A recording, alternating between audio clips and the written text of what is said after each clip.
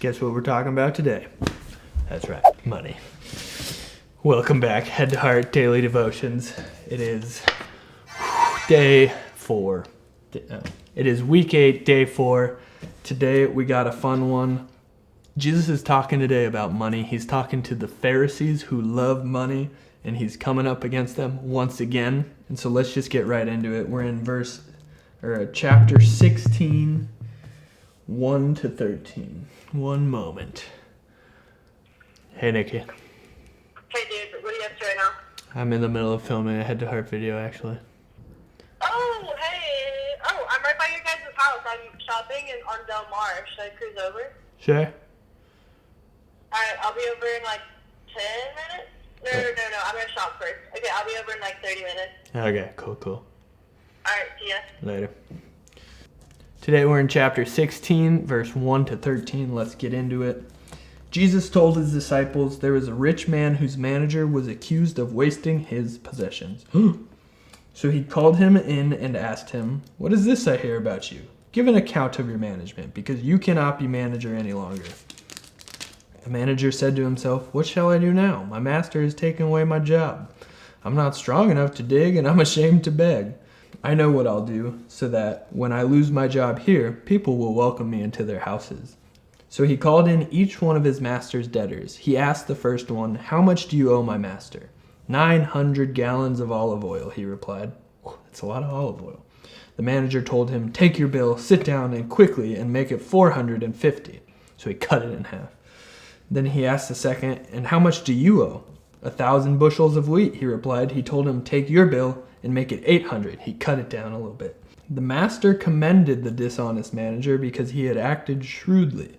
For the people of this world are more shrewd in dealing with their own kind than are the people of the light.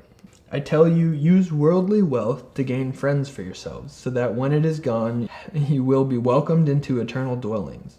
Whoever can be trusted with very little can also be trusted with much, and whoever is dishonest with very little will also be dishonest with much. So if you have not been trustworthy in handling worldly wealth, who will trust you with true riches?" Jesus is making a point that his blessings to us are so that we can be blessings to others.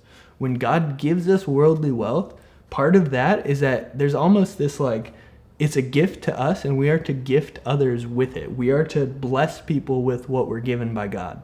And that doesn't just mean, this is definitely about money, this passage, but this applies to your talents, the things God's gifted you with. Are you using that for your own fame and glory, or are you blessing others with it?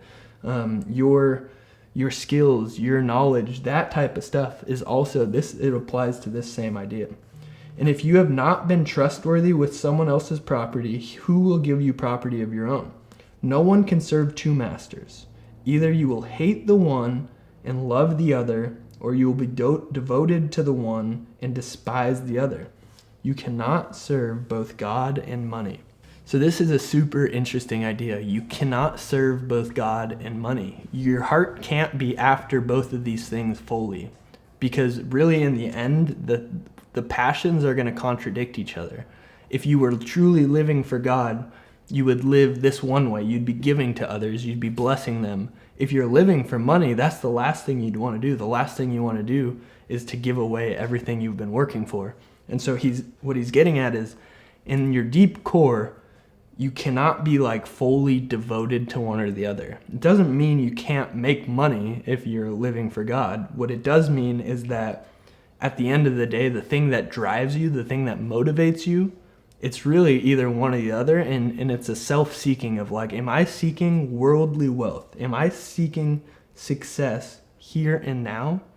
Or am I seeking what it means to be successful in God's eyes? Am I seeking what it means to have a deep, real relationship with God and a deep connection with those around me?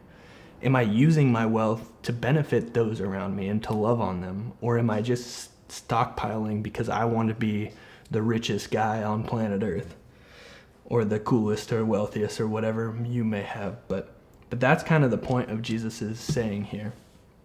And as we'll see tomorrow, he continues in this, and it's talking straight at the Pharisees who love money. So it's very interesting. Your secret word for the day, by the way, is pizza. Secret word for the day, pizza. Your reflection question for today is this.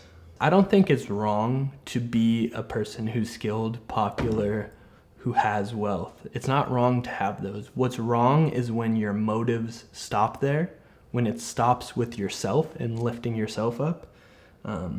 God gives us these things so that we can bless others. So my reflection question for you today is, are you using those things, whatever God has given you and he's made you good at it, and you have it and you might have a lot of it, are you using that for God, or are you using that to make yourself look good?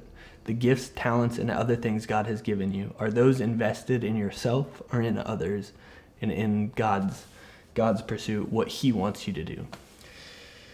And your prayer point for today is this: God, would you help me see today how I can help others with what you've gifted me with?